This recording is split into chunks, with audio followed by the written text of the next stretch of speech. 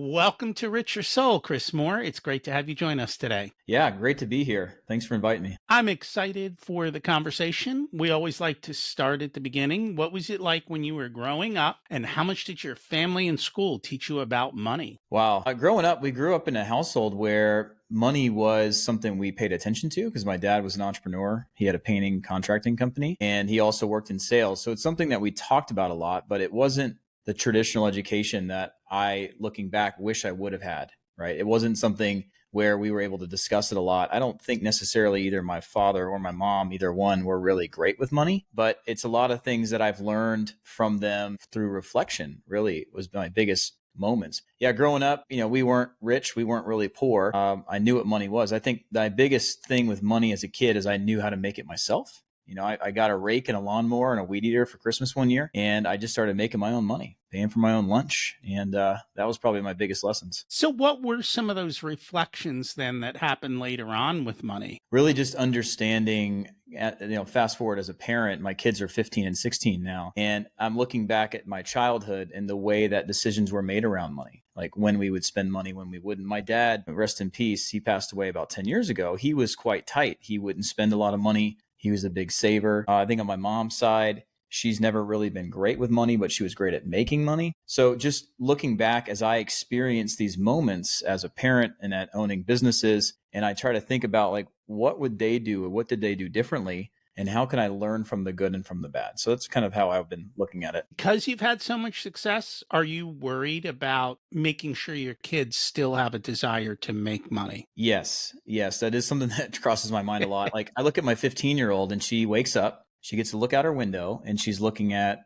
a lake. We live on the water. And I constantly remind her, like, this is not normal. This isn't something that I grew up with. It's something that we can't take for granted. You're going to be living in a cheap apartment, eating ramen noodles at some point soon. And I think the level of ambition that my kids have is healthy. It's not as strong as what mine was at that age, but I grew up in a different world where I felt like if I wanted something, I had to go earn it. Right. So yeah, that is a concern. It's something that we've been kind of focusing on a lot. But if you look at kind of your upbringing, in my world, I didn't really have the whole college path and you can do whatever you want. I'll support you in any direction. We didn't have a lot of those conversations. It wasn't that maybe it wasn't important, but it just didn't come up. I didn't even know I missed it. Right. So with my kids, it's a different world because we have been very successful. They can go in any direction they want. They know dad will support them. One of them wants to go to art school. The other one doesn't quite know what she wants, but that's okay. But we're trying to make sure that we've got to choose a path and money's important. They both work. We own a bowling alley here locally. So they both have work there and that's giving them some pocket money. And I think they're enjoying that. But yeah, it's something I think about a lot and it doesn't keep me up at night, but it's definitely something. Well, it's one of the concerns. What I have found is a lot of successful people became successful because of issues during childhood that caused grit, that caused the ability or desire to want to do something different, and that pushed them forward. And I've seen a lot with kids who grow up with everything, who aren't at least taught some of those things. They take a lot of these things for granted. And so your success leads to their failure, which isn't always good. And that's not saying that for you. I'm just saying in general, that seems to be an issue. Yeah, I see that. And I talk to a lot of people about children, and it really comes down to they have to want something. Otherwise, I think in general, children are kind of lazy. And the other thing is with children is perspective. They have such limited perspective on what life is really about, on what it feels like to work hard, what it feels like to have it easy. Like they don't really understand the differences. And I think there's no shortcuts to just getting thrown to the wolves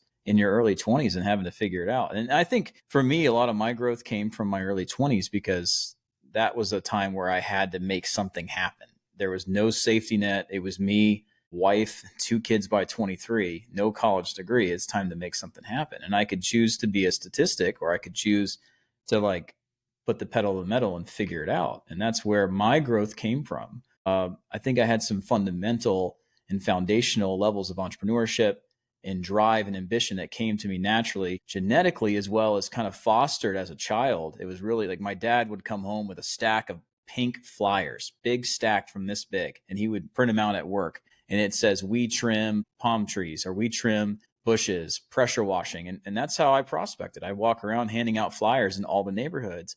So I got a lot of that entrepreneurial spirit from my mom and my dad, and they both nurtured that. And I look back at it, they never really pushed me towards college. They pushed me towards entrepreneurship, and I'm really grateful for it. So I'm trying to reflect on that and push my girls that direction as well, if they want to go that way. But yeah. Everyone's different. You can't decide their path, but if they have a direction they're going, you can help and guide them through that direction and use their pulling to help them find their place. That's all.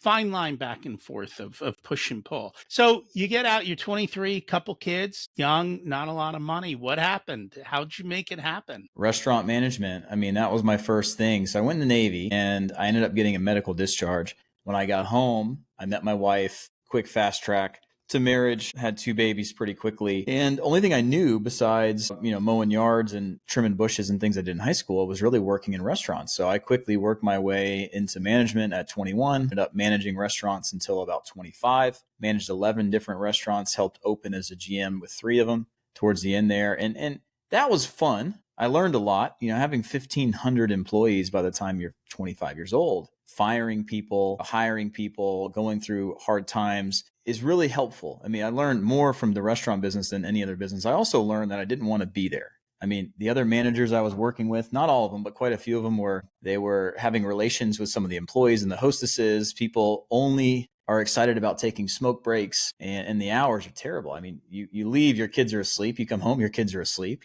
So I learned a lot about what I don't want in life. I learned a lot about seeing people, and that's okay if you're in your 40s, your 50s, your 60s, and they're still waiting tables or working in a kitchen. I realized that's not what I want for my life. So it was a great perspective for me, but that's kind of how I made it. And then luckily, this was great. One day I actually hurt my back, and it was the best thing that ever happened to me. I was actually training at a new restaurant, and they said, hey, if you can't come to work because you hurt yourself, you'll just have to start over training again in 6 weeks. And I said, well, I can't go without a job for 6 weeks because I got a wife and 2 kids. And my mom plucked me and put me into real estate school the next day. And 2 weeks later, I'm a licensed agent, and it's all downhill from there. It was amazing. Those moments happen where you have a forced shift. So I was lucky enough to get that really powerful perspective, learn how to work with people, learn how to manage and really motivate employees, learn how to work with employees that are tough to work with, and go through hiring and firing. And I think I learned a lot of my communication and people skills through that. That led me to a lot of the success I've had now.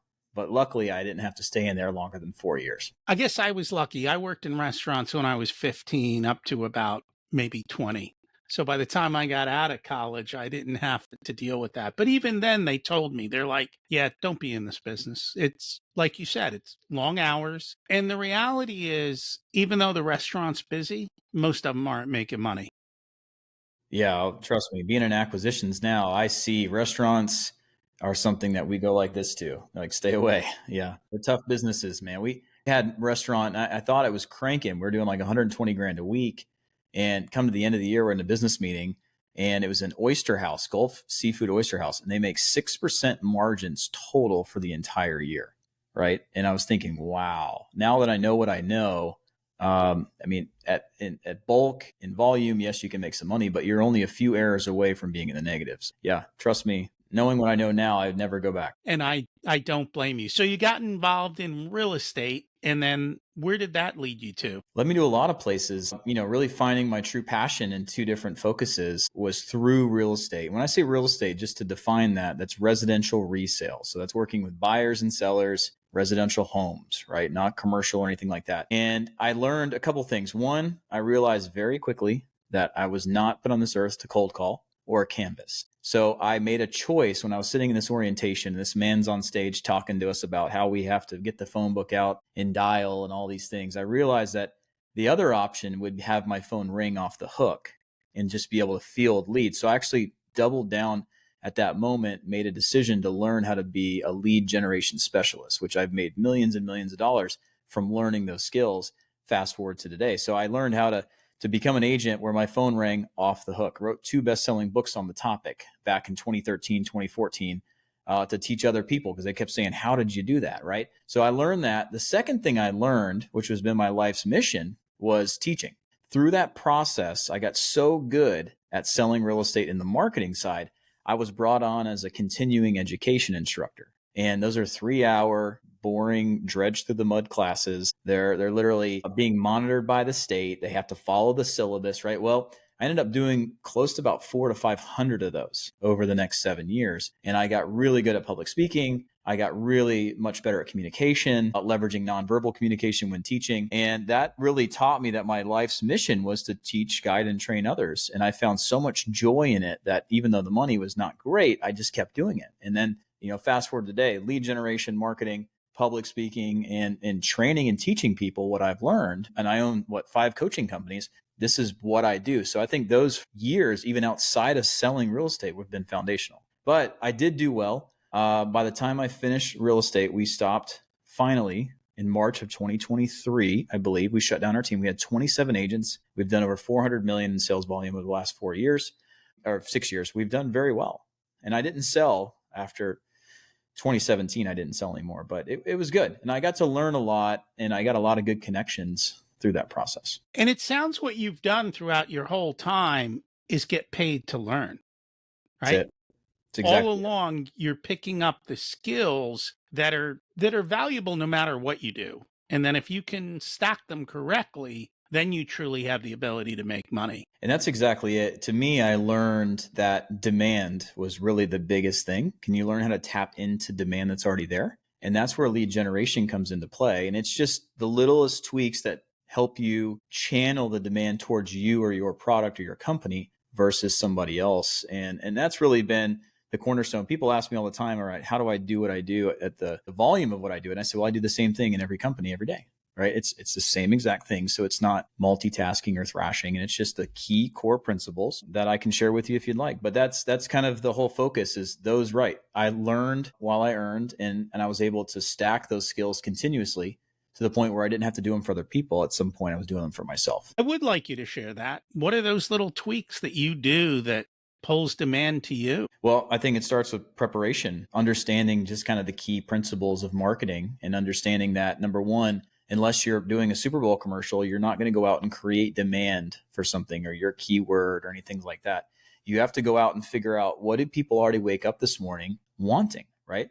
I was really excited when I look back at it. I was blessed to start my marketing career essentially with SEO, search engine optimization. And I did it leveraging a real estate website I built. It's called tourhuntsville.com at the time. And it was all about how much traffic can I siphon to me of people who are looking to relocate to our area. And I got into SEO and really learned that process, not at a world-renowned expert level, but learned it. And then from there, that's where my lead generation journey started. Then I realized, this is way before Facebook ads or anything got popular, is I could leverage social media and Facebook. And I realized that there's really 2 different types of leads out there and lead sources. There's scalable and there's non-scalable, right?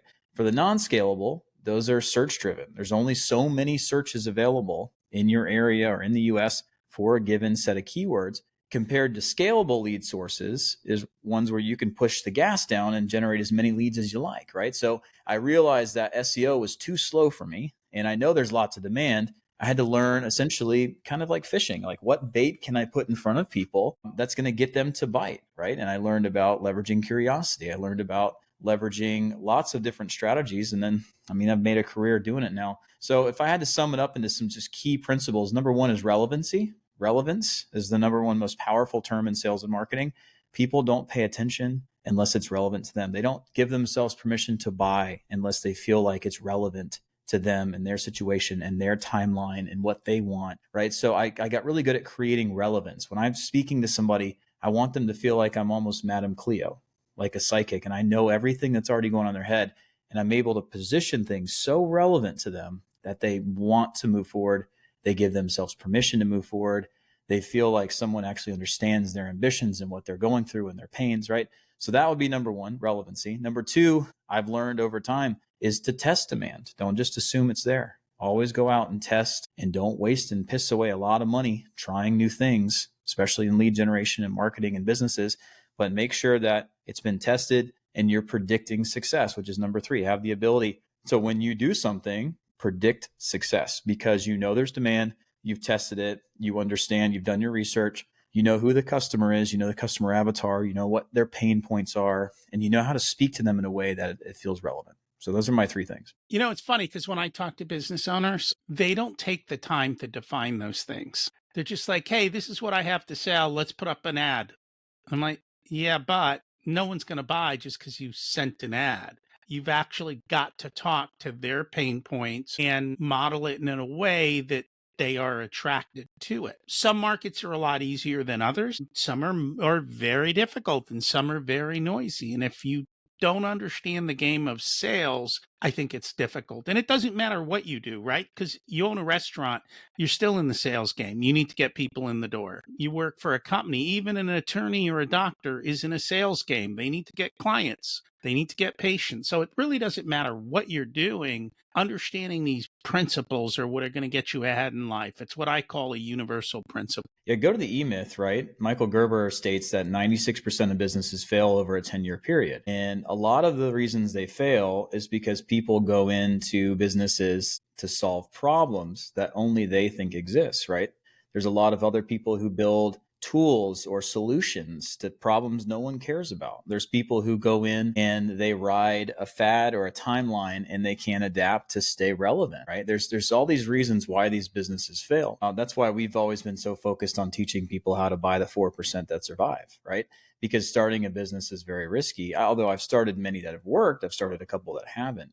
But I think that's the key, what you're saying. Like when you talk to a business owner, they don't understand at a comprehensive level everything it takes to be successful in business. And that's what Michael Gerber also talks about, right? They talk about the technician, the manager, and the entrepreneur. A lot of businesses are started by gifted technicians who either go out and branch out on their own and they grow their business organically, very slowly. And there's a lot of transfer value issues there, which allows them to never be able to quit the job that they own. And that's where a lot of businesses start, right? Or you look at things like HGTV or Food Network, which is just ruining a whole industry like food and real estate, where everyone thinks they can flip houses. Everyone thinks they should own a restaurant because they're passionate about it. And they know nothing about menu engineering. They know nothing about food costs. They know nothing about food safety. And they just go pour their life savings into one project and piss it all away. And we see that every single day. Right. So I think financial literacy is hugely important, as well as just understanding business literacy and understanding perceived versus actual risk around how can someone have the ability to predict success when going into a business venture. So I'm passionate about teaching that. As you can see, I talk about this every day, and I think more people need to hear it. I was going to save this for later, but I think now is the perfect time to bring it up. When I think of E-Myth, I love EOS. Because it's the same kind of concept of systematizing what you do. Mm-hmm. And then on the financial side, we love Profit First because what it does is it systematizes the movement of money and you get an immediate reaction. Is my business profitable? You went into business to be profitable. And what happens with too many business owners is they all want to keep reinvesting, but they never actually define a return on that investment, right? So they're not really reinvesting. They're wasting money on their business, hoping their dream will come true. I know you're a fan of both of those systems. I am, yeah. And for different reasons, right?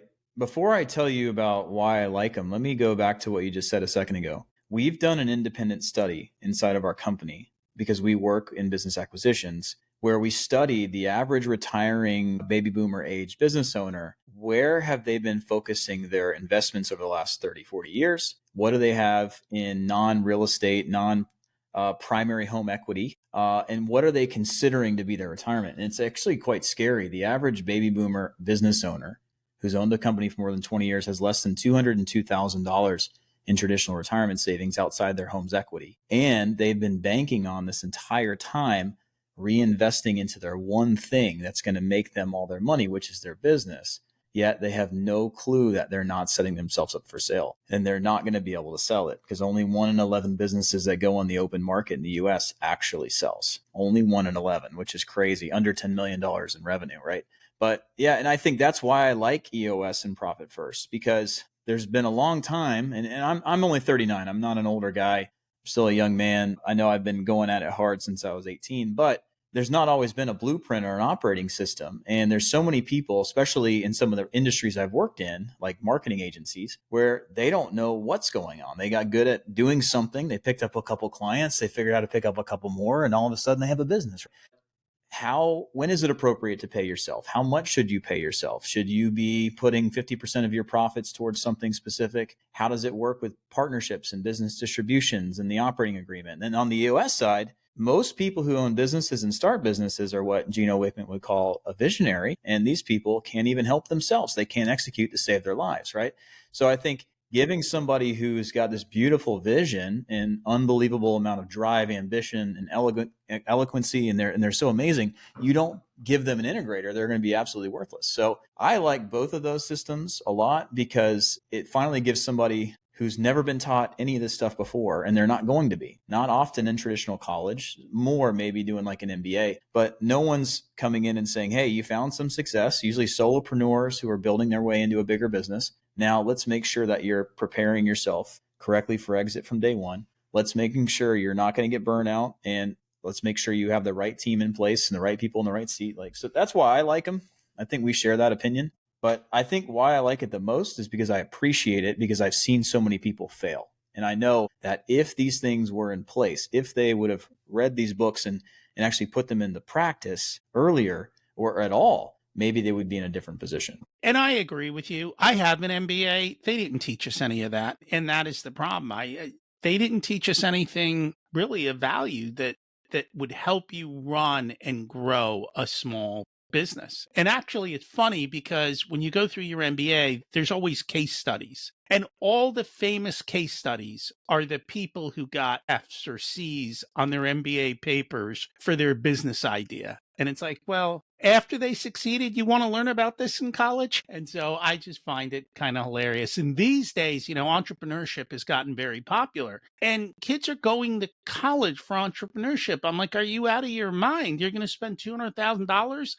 Go buy a business, go start a business. You'll learn a lot more in those 4 years and you'll make money and you won't be broke on graduation. So I just think it's much better to go that direction. Yeah, I don't disagree. Looking back at it, I did have 5 years of college. I started later. I didn't actually graduate because I shifted majors, and one of the colleges I went to went out of business, and I lost all my credits, but just part of the game. But if I look at everything, all I was doing was pursuing a piece of paper, and I was pursuing maybe the title or the accomplishment because I love accomplishments. But at the end of the day, are they really teaching anything that's going to be very, very worthwhile in the business world? And I think there is some value to college, and I think colleges are starting to wake up for sure. I look at Carl, my business partner. He just moved to Texas, right? So his son is 16 years old.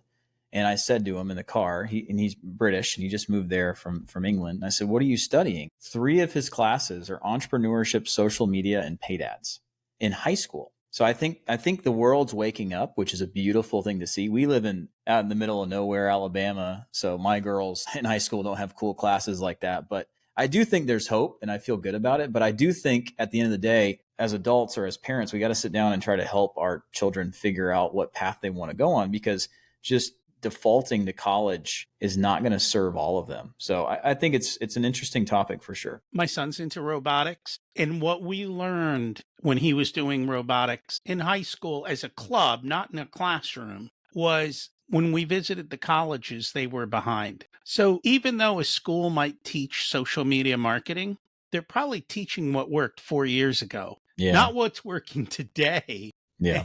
And you're not understanding, I don't think that they're understanding the craft of how to actually do it, which once you start doing it, you're like, oh, I know this is going to work. And you put a couple of bucks behind it and you fail. You're like, oh, why didn't that work? And that's what you learn through all of that is testing, failing, trying, starting to discern what does work and what doesn't. One of the things, though, you talk about is surges of income. I think too often we're taught that income comes in this like slow, steady upward state. But in reality, income comes in surges at time. Can you elaborate on that? Yeah, and I wish I was the one who originally coined that phrase. I remember the moment I was reading a book by Grant Cardone, and it's called The Millionaire Booklet. And it was just this 55-minute book of him. It's kind of almost like a podcast episode.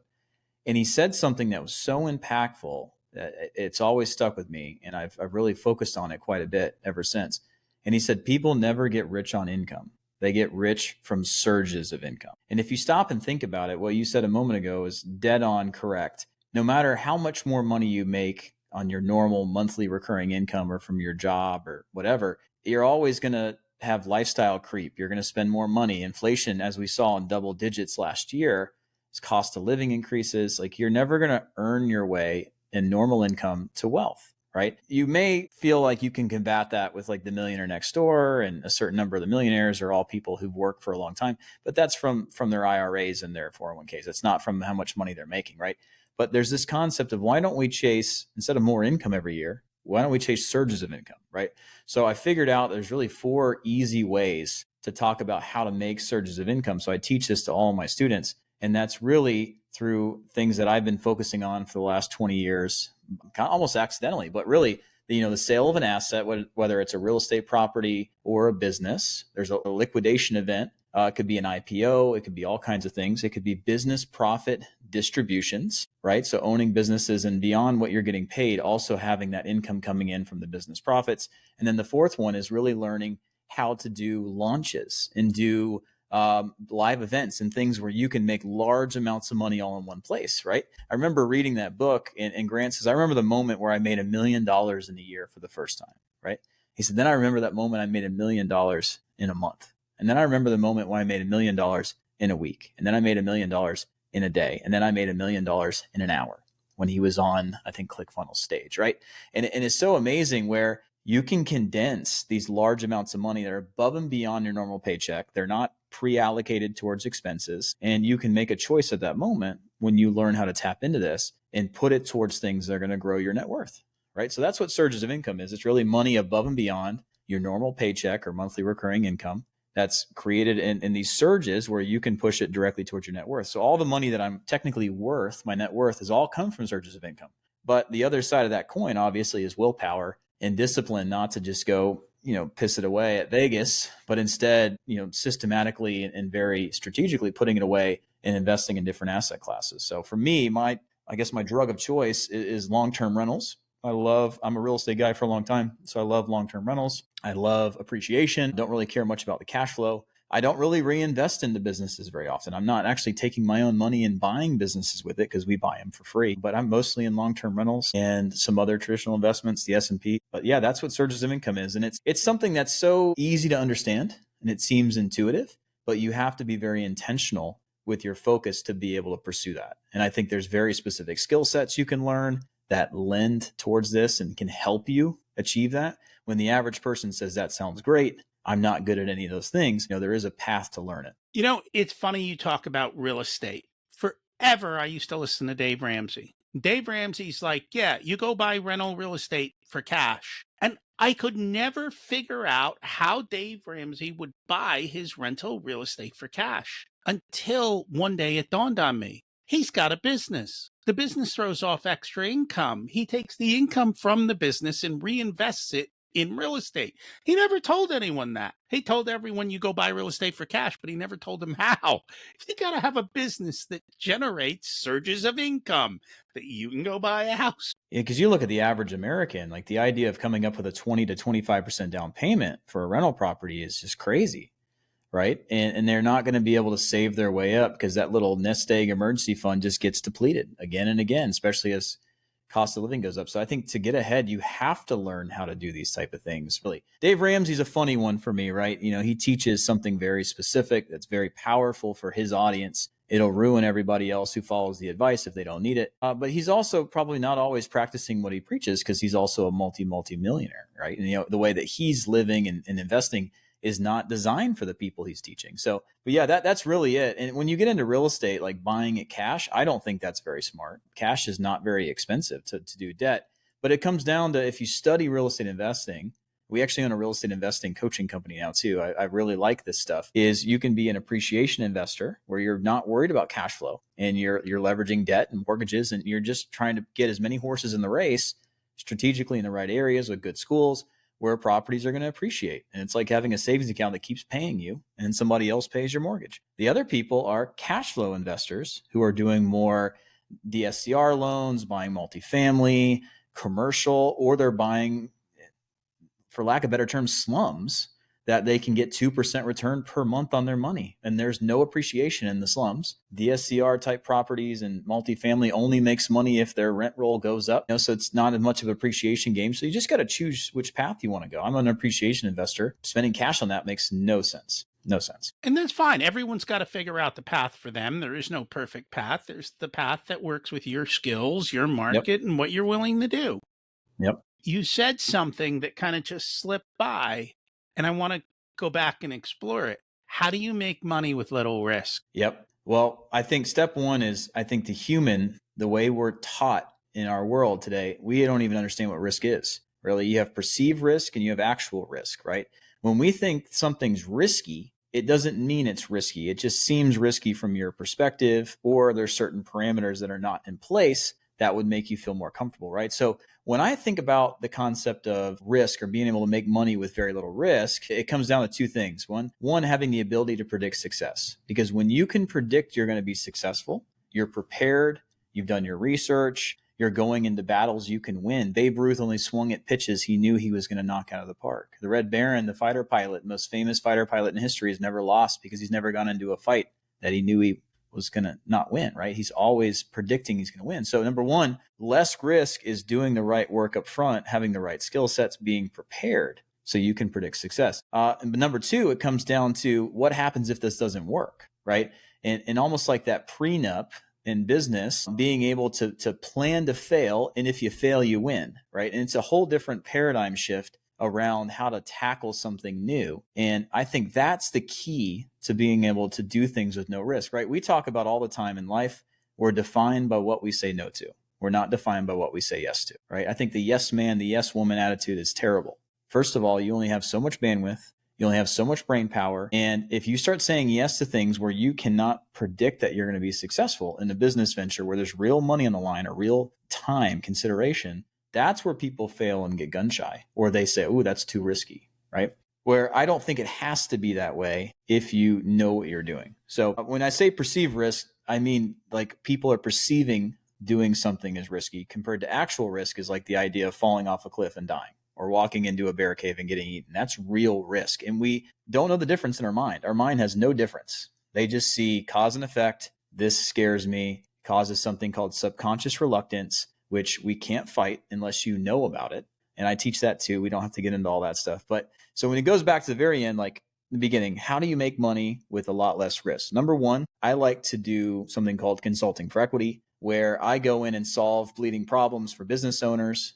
things that they really need solved that's going to have huge implications. And I structure it in a way where I'm their partner. I get paid from day one. It doesn't cost me a dime. I also have profit interest or a phantom equity where I get upside as well. I'm not going to do something and grow somebody else's business without also getting upside. So it comes down to choosing your shots. Like I say no a lot. I get these offers every day of someone, hey, can you come in and work with me? I'll make you my partner. And I teach it, so I get a lot more attention than the average person. But there are ways for you to do what you do best and reposition yourself correctly to no longer have to be hired or work for someone as an employee, but you can do it as a partner in a business. So that's one of the ways. Other ways is learning how to rent cash flow. We also teach this in our Dealmaker Wealth Society business acquisition company, where you can buy a business using a leverage buyout. There's a lot of different ways to do that, where you're walking into something that's already cash flowing. And you can do it with somebody else's money, very little money out of your pocket, and be able to walk into like literally cash distributions every month.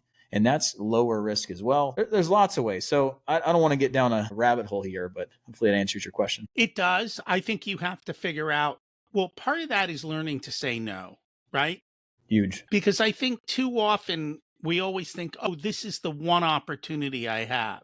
And that's not true. We have many, many opportunities if we go looking for them. And so it's controlling our emotions in those particular situations. It's also how to, what you're talking about, structure the deal, structure the opportunity, structure it so that you actually do well. Now, I will say right now, buying businesses is hot in the sense that everybody's talking about it.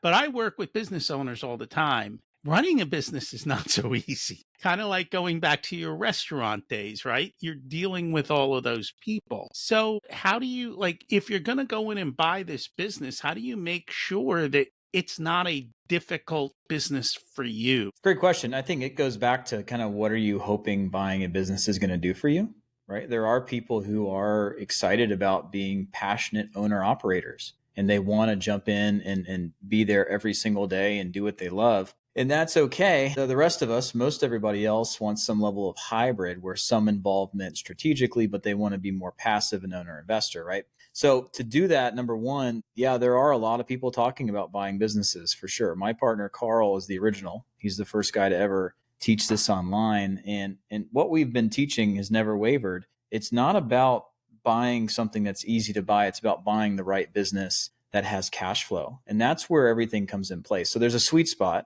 between 1 million and 10 million in revenue for most businesses for acquisitions. And why this is such a sweet spot is below a million in revenue, you're buying a job from the seller most of the time. They're lacking a lot of systems and processes, usually have antiquated systems, lots of transfer of value issues, which I can explain in a minute. And you're buying somebody else's headache compared to usually between that 1 and 10 million. You have a lot of really good things in place. So you have sales, marketing, operations, F's like the financials, everything's separated. You have middle management layers that are more apt to be running the business more in the day-to-day. Yes, sometimes the owner is still wearing one of those hats, maybe multiple, but they have a lot better systems and processes and premises and reputation and people. And you're not buying something that's heavily like leveraging the owner to be successful, right? So that's why you see like private equity, PE won't touch anything usually under a ceiling. And it's starting to lower a little bit in some industries like electrical contracting companies. They're going down to even as low as 3 million in revenue before, where they would only be in that 10 million and up because they're not prepared to transfer in and integrate and own a company that needs all these people that it doesn't have, right? So buying a business that already has people and processes and premises and reputation, middle management layers in place, they already understand customer acquisition, they've already figured something out, they've stood the tale of time. Being in business over 5 to 10 years is great. That's where you can buy a business with a lot less risk because you can predict success. You can go in and you're not going to have to jump in and figure out tons of stuff. There are people out there and great coaches that teach these $1 business acquisitions, and you can do a turnaround and make all this sunk equity. But that's also a pain in the butt. Like you said, businesses are not that easy to run. And actually, a lot of people who come to us are not people who already own a business, because a lot of times they're too overwhelmed. The idea of growing through acquisition is a very overwhelming thought. So I don't know what the heck to do with what I have. I'm already stressed out, right? But there's a level beyond that. And if you do things like leverage EOS and profit first, you can get to that next level where you can get away from being the technician or the manager or the entrepreneur, and you can be the investor, right? And you can be to the point where you can grow the business through acquisitions. But it comes back to the beginning, like, what do you want out of buying a business? And that's where it kind of comes into play. It's different for everybody. And a lot of people don't answer that question. What do you want? They don't know what they want. They don't They know. don't know how much is enough. Yep. And they don't know what they want. And until you define that for yourself on your values, I think we're stuck there.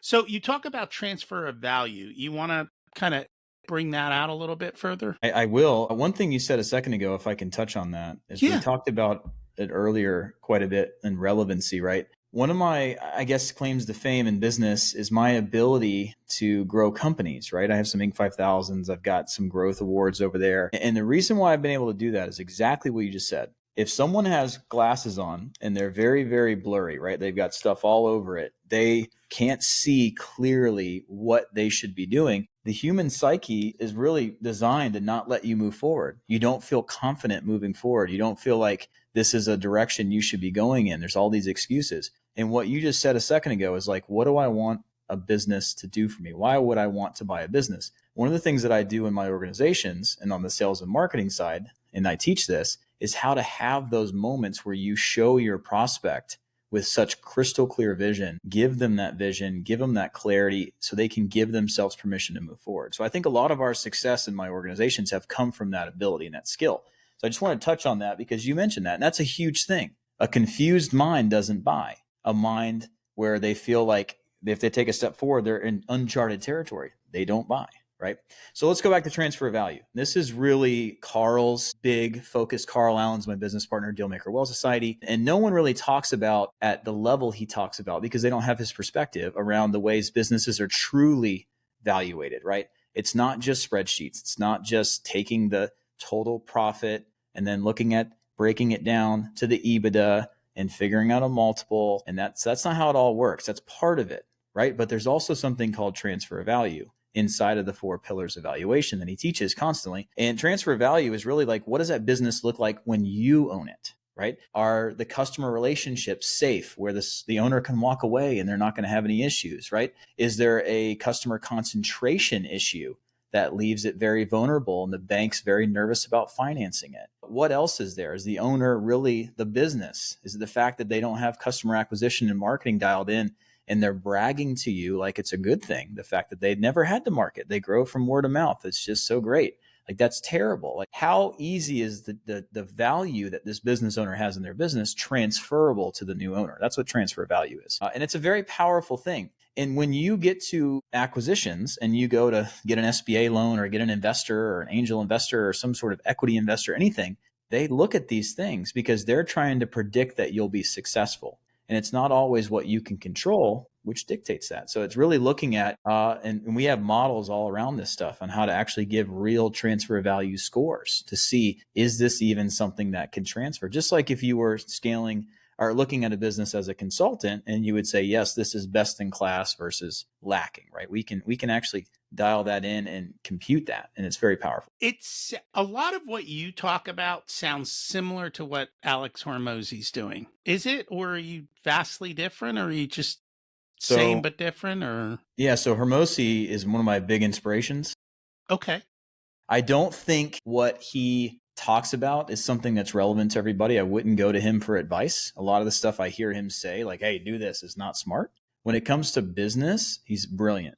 We were successful in teaching this before he was on the map. What he's doing, if I can give it a word and a term for you, is he's doing a lot of consulting for equity, essentially, as well as he's also buying equity stakes in businesses where he can predict he can grow them, right? So if you go to acquisition.com, his website, he gives away all of his training for free. And because he even says selfishly, I want companies over 3 million in revenue in these industries to call me. I want to give you cash, buy equity in your company, plug in my teams, and we'll take you to the moon and we'll sell you. So no, we don't do the same thing. He's growing his net worth and his portfolio through acquisitions. He has a very specific buy box. He's one of them that's doing it very well. I'm not going to name the names. There's 3 other people who are very prominent figures in our industry doing the same thing, but they only do it for free, just consulting for equity. They won't pay you a dime. You should actually thank them for taking equity in your company. And they haven't had a very good track record. Alex Hermosi has done well because he has a very specific buy box, is what we call it. And he's a man of integrity, right? So from what I understand, I don't know him real well, but so no, we're not doing the same things. He's doing the things that we teach, and he's doing it at a very high level. And I think that's important. Is I always love to learn, but I also realize that if I don't implement and if I don't put the depth of work in that they want you to do and essentially do the homework, unlike high school where your homework's useless, the homework is actually doing kind of what you did, is learning the skills, honing the skills, and then creating all of the materials. Again, even all of the systems we talked about, EOS, eMyth, all those things require you to do work. And at the end of the day, a lot of us may not like that kind of work, but if you don't do it, you're not going to get the benefits and reap the rewards compared to those who do. And what Alex has done sounds like is done his homework and done the work and followed the systems that have been proven, much like you teach. And then you have to do the work.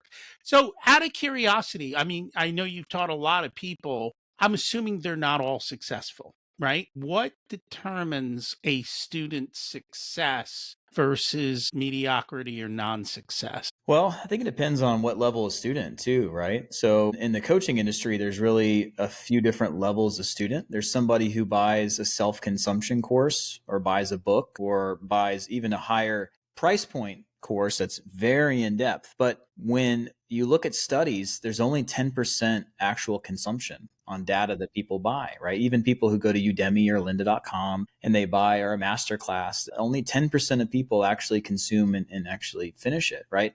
And it's interesting. A lot of these companies have made tons of money hand over fist, kind of with the Netflix model, where they buy it because they're in this moment. They have this ambition right now, but then it fades quickly, right? So what I would say is with those type of students, we have no control over their success besides setting them up for success from the beginning. But we actually, in our types of business, we use that as a weeding mechanism. We like to deal with people who are willing to buy our lower ticket products because we know they're serious. Somebody's got some more skin in the game and they're showing a level of intent.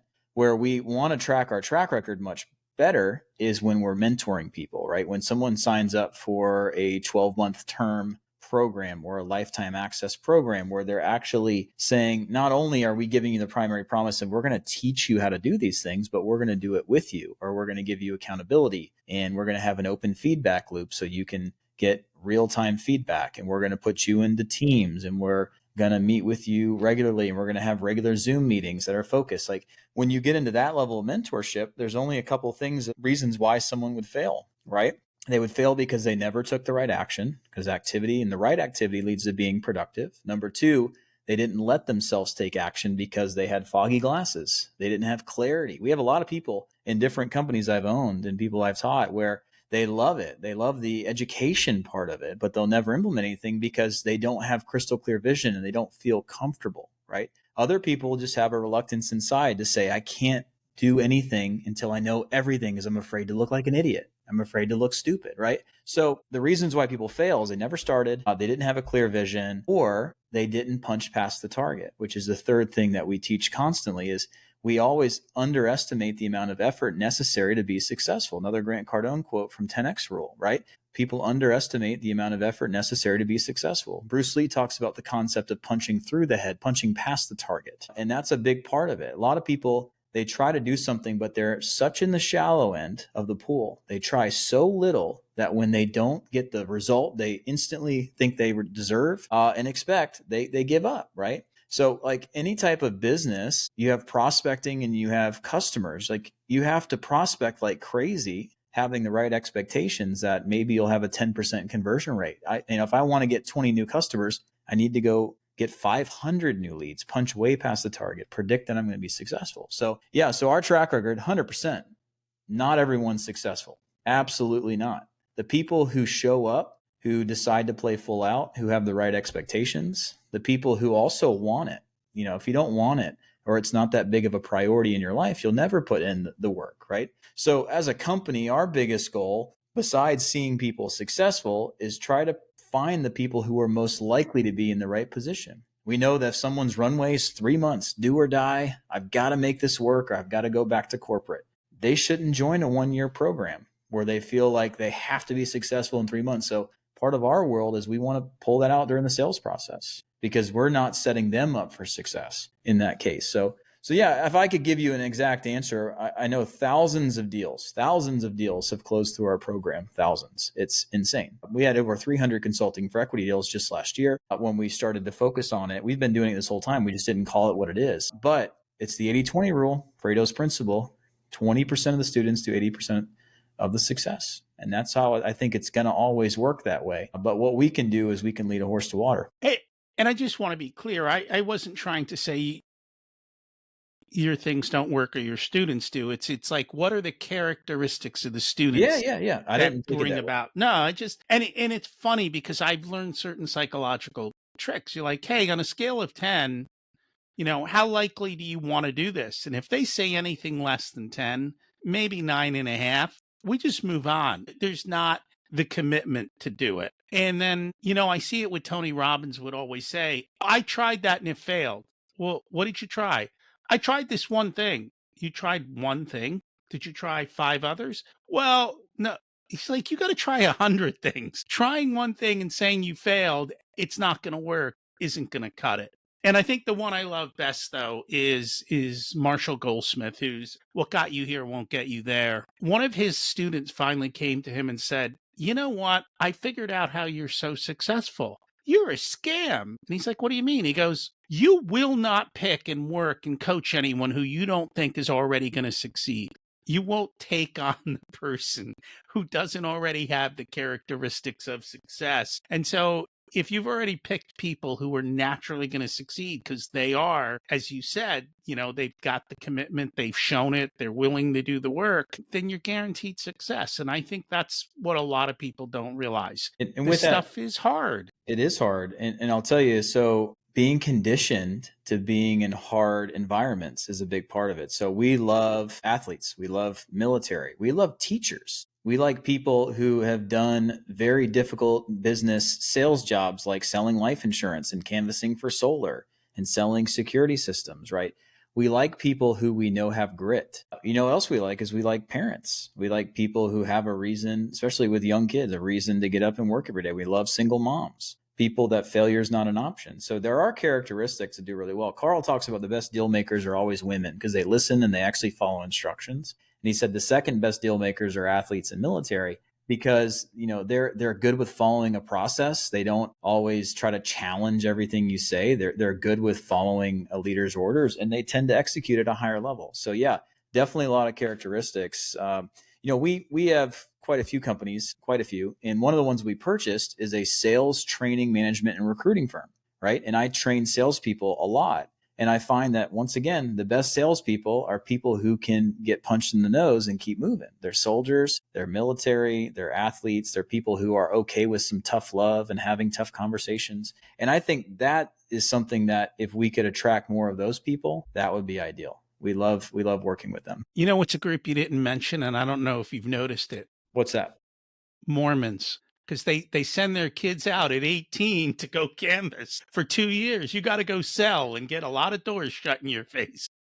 Yeah, and they have unbelievable amounts of discipline as well. So interesting parallel there, right? I live outside of it now, but I lived in Huntsville, Alabama, right? And there's a college there that's a Seventh-day Adventist college. It's one of the biggest hubs in the nation for them. And I owned a Ninja Warrior gym, still own it, and it's down the street from that college. All of my coaches came from that college, from those college kids. And every single one of them was so dialed in, so disciplined, great work ethic, great attitude. And same thing. Yeah, some of these religions and the religious communities also produce, you're right. And Mormons the same way. Pretty interesting. It is. It is. What's your secret to living an abundant life? Wow. My secret to living an abundant life is to not let stress dictate how I feel. For me, my father passed away 10 years ago, and I believe stress played a big part of it. And I just decided not to let that happen. So I've tried to engineer my life around knowing the things that really stress me out and just eliminating them from my life. And that allows me to try to be the best self and the best version of myself for everyone in my life without having to deal with that on the side. Elimination is one, or barriers are two. Like putting somebody between you and the problem. Like, you go fix this because you like fixing that. I don't. Get it out of my way. Yeah, I have block and tacklers too, for sure. What did you learn later in life that you wish you would have learned sooner? Great question. Hang out with the people you want to be in 10 years. I didn't learn that till I was 28. And I realized that as I look around and see who I'm with, there is a ceiling to how much I can achieve. And the moment that I started to upgrade the company I keep, I ended up skyrocketing and really finding momentum in life. I'll give you the second half of that. If you're hanging out with the people who are 10 years ahead of you and you don't like the life they're living, you're going to have to go a different direction. Because I think a lot of times people working in companies and they go, oh, I want to get to the top. And they look at the people at the top and they're like, they're all miserable. Yeah. Don't follow them. Yeah. Make sure it's where you want to go. I had a buddy do that, and then he realized this position that he had been pining over for 10 years, all of them were dying of heart attacks, and he realized that wasn't the right. Luckily, I chose the right way from the beginning, so it's been good. That's key. Yeah. If you were to give an 18-year-old one specific piece of wisdom, what would it be? Perspective.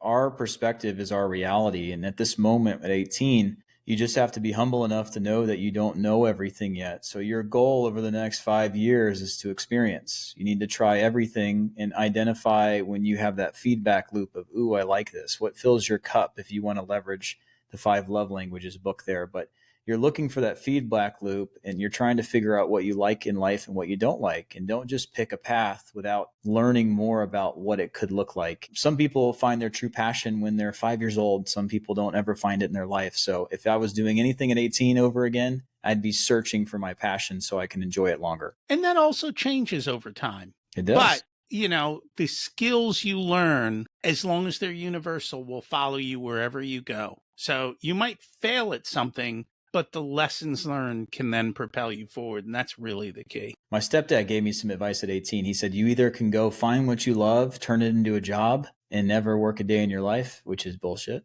He said, or you can go learn a skill that pays a lot of money. So on your off time, you can do things that you love. He said, you can make the choice. You can. I think you can find a job you love, but you've got to learn not to turn it into something that you no longer love.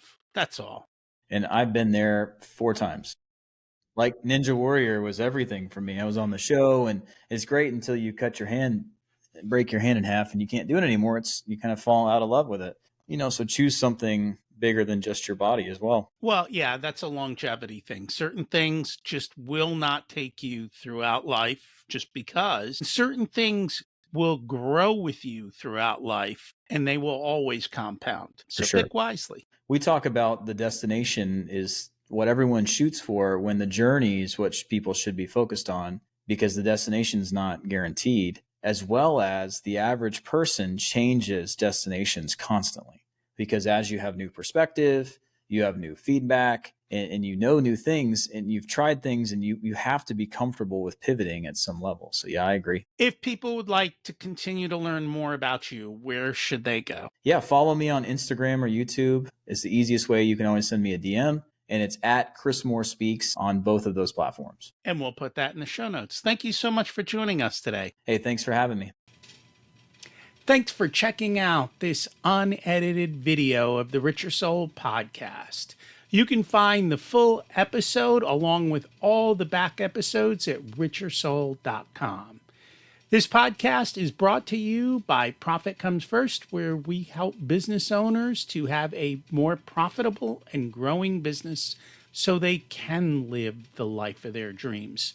Check that out as well wherever you listen to all this content.